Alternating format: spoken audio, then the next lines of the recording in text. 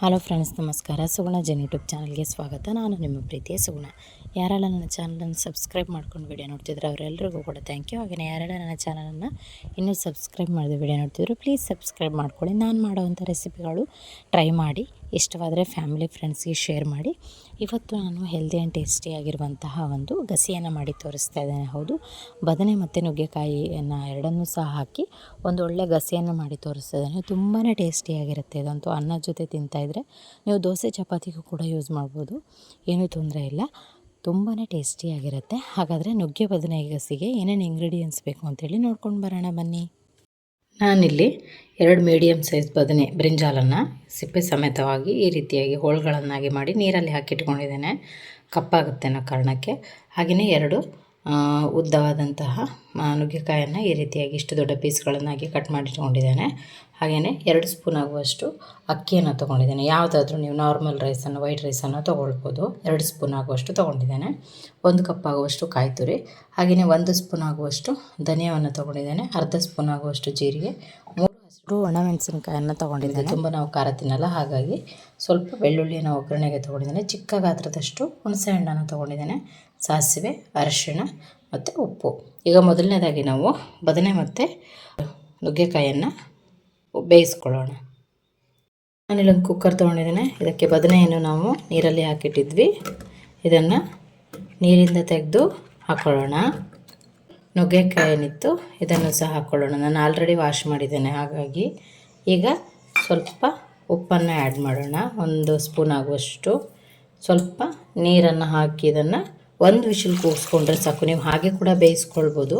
ನಾನಿಲ್ಲಿ just 1 whistle ಕೂಗಿಸ್ಕೊಳ್ತಾ ಇದ್ದೇನೆ, ಯಾಕಂದರೆ ಬದನೆಕಾಯಿ ಮತ್ತು ನುಗ್ಗೆಕಾಯಿ ಎರಡೂ ಕೂಡ ಬೇಗನೆ ಬೆಂದೋಗುತ್ತೆ. ಹಾಗಾಗಿ 1 ವಿಷಲ್ ಕೂಗಿಸ್ಕೊಳ್ಳೋಣ.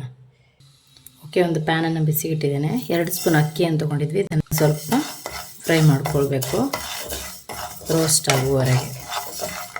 ಓಕೆ, ಇದಿಷ್ಟು ಕಲರ್ ಚೇಂಜ್ ಆಗಿದೆ ನೋಡ್ಬೋದು. ಇದನ್ನೊಂದು ಮಿಕ್ಸಿ ಜಾರಿಗೆ ಹಾಕ್ಕೊಂಡು ನೈಸಾಗಿ ಸ್ವಲ್ಪ ತರಿತರಿಯಾಗಿದ್ದರೆ ಸಾಕು. ಅಕ್ಕಿ ಹಿಟ್ಟಿಗಿಂತ ಸ್ವಲ್ಪ ತರಿತರಿ. ಇದನ್ನೀಗ ಮಿಕ್ಸಿ ಜಾರಿಗೆ ಹಾಕ್ಕೊಂಡು ನೀಟಾಗಿ ಪೌಡರನ್ನು.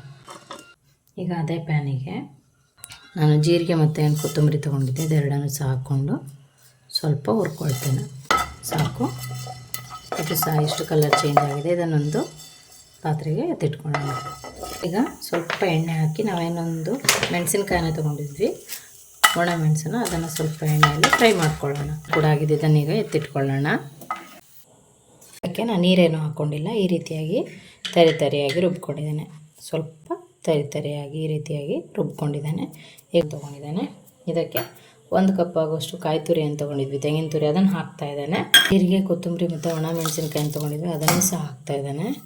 ರೀತಿಯಾದಂಥ ಸಾಂಬಾರು ಪೌಡರ್ ಆಗಲಿ ಅಥವಾ ಯಾವುದೇ ರೀತಿಯಾದಂಥ ಬೇರೆ ಎಕ್ಸ್ಟ್ರಾ ಮಸಾಲೆಗಳನ್ನು ಆ್ಯಡ್ ಮಾಡೋದು ಬೇಡ. ಸ್ವಲ್ಪ ಹುಣಸೆ ಹಣ್ಣಿನ ತುಂಡನ್ನು ಆ್ಯಡ್ ಮಾಡ್ತಿದ್ದಾನೆ. ಸ್ವಲ್ಪ ಅರಿಶಿಣ ತೊಗೊಂಡಿದ್ವಿ, ಅರಿಶಿಣವನ್ನು ಹಾಕ್ತಾಯಿದ್ದಾನೆ. ಇಷ್ಟೇ ಇದಕ್ಕೆ ಇಂಗ್ರೀಡಿಯೆಂಟ್ಸ್ ಬೇಕಾಗಿರೋದು. ಸ್ವಲ್ಪ ನೀರನ್ನು ಹಾಕಿ ನೈಸಾಗಿ ಗ್ರೈಂಡ್ ಮಾಡ್ಕೊಳ್ಳೋಣ. ಓಕೆ, ನಾನು ಈ ರೀತಿಯಾಗಿ ಗ್ರೈಂಡ್ ಮಾಡ್ಕೊಂಡಿದ್ದೇನೆ, ನೋಡ್ಬೋದು. ಬದನೆಕಾಯಿ ಮತ್ತು ನುಗ್ಗೆಕಾಯಿನ ಈ ರೀತಿಯಾಗಿ ಬೇಯಿಸ್ಕೊಂಡಿದ್ದೇನೆ, ನೋಡ್ಬೋದು.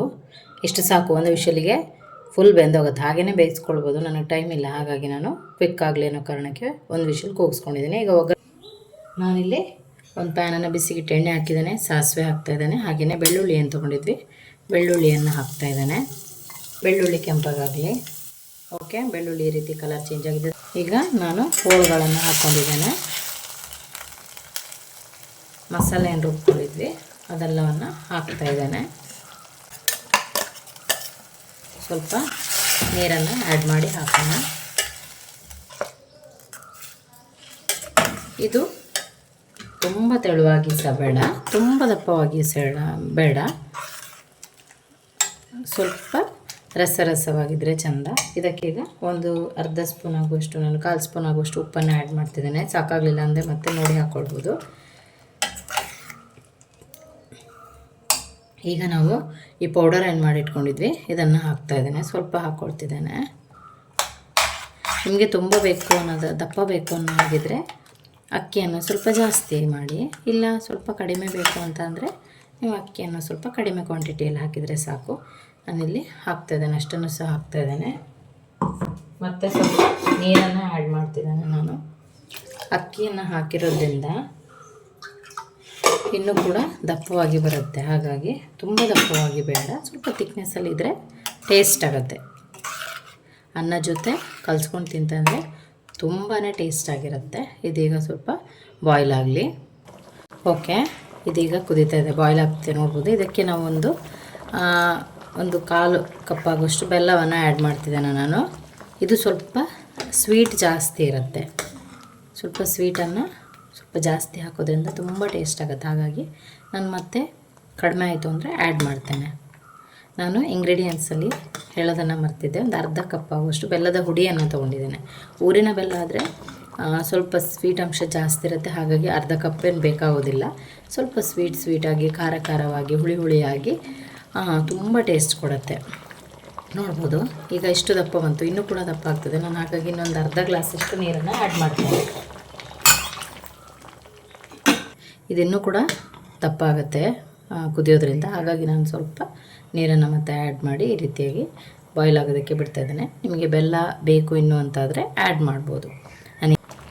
ನಾನು ಮತ್ತೆ ಸ್ವಲ್ಪ ಬೆಲ್ಲದ ಹುಡಿ ಏನಿತ್ತು ಅದನ್ನು ಸಹ ಆ್ಯಡ್ ಮಾಡ್ತೇನೆ. ತುಂಬ ಸ್ವೀಟ್ ಆಗಲಿಲ್ಲ, ಅಂದರೆ ಸಪ್ಪೆ ಅಂತ ಅನ್ನಿಸ್ತಾ ಇತ್ತು. ಹಾಗಾಗಿ ಸ್ವಲ್ಪ ಉಪ್ಪನ್ನು ಆ್ಯಡ್ ಮಾಡಿ ಮತ್ತೆ ಬೆಲ್ಲವನ್ನು ಆ್ಯಡ್ ಮಾಡಿದ್ದೇನೆ. ಇದು ಹೇಳಿದಾಗೆ ವೈಟ್ ರೈಸಿಗೆ ಸೈಡಲ್ಲಿ ಸಕ್ಕತ್ತಾಗಿರುತ್ತೆ. ಏನು ಉಪ್ಪಿನಕಾಯಿ ಏನು ಬೇಡ, ಅಷ್ಟು ಟೇಸ್ಟ್ ಆಗಿರುತ್ತೆ. ನೀವು ಒಮ್ಮೆ ಟ್ರೈ ಮಾಡಿ ನೋಡಿ.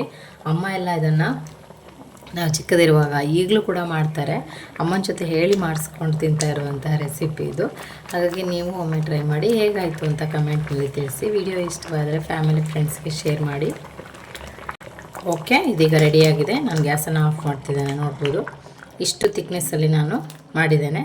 ಇದೀಗ ಆರಿದ ನಂತರ ಊಟದ ಟೈಮ್ 1 ಅವರಿಗೆ ಬಿಟ್ಟು ಊಟ ಮಾಡುವಾಗ ಮತ್ತೆ ಇನ್ನೂ ಸ್ವಲ್ಪ ದಪ್ಪ ಆಗಿರುತ್ತೆ. ಹಾಗಾಗಿ ನಾನು ಫ್ಲೇಮನ್ನು ಆಫ್ ಮಾಡಿ ಇದನ್ನು ಈಗ ಸರ್ವ್ ಮಾಡ್ತಿದ್ದೇನೆ. ಓಕೆ, ನುಗ್ಗೆ ಬದನೆ ಸ್ವೀಟ್ ಗಸಿ ರೆಡಿಯಾಗಿದೆ. ನೀವು ಕೂಡ ಮನೆಯಲ್ಲೇ ಟ್ರೈ ಮಾಡಿ, ಹೇಗಾಯಿತು ಅಂತ ಕಮೆಂಟ್ನಲ್ಲಿ ತಿಳಿಸಿ. ಇಷ್ಟವಾದರೆ ಫ್ಯಾಮಿಲಿ ಫ್ರೆಂಡ್ಸ್ಗೆ ಶೇರ್ ಮಾಡಿ. ಇನ್ನೊಂದು ಹೊಸ ರೆಸಿಪಿಯೊಂದಿಗೆ ನಿಮ್ಮನ್ನು ಭೇಟಿ ಆಗ್ತೇನೆ. ಅಲ್ಲಿವರೆಗೂ take care, bye. Thank you.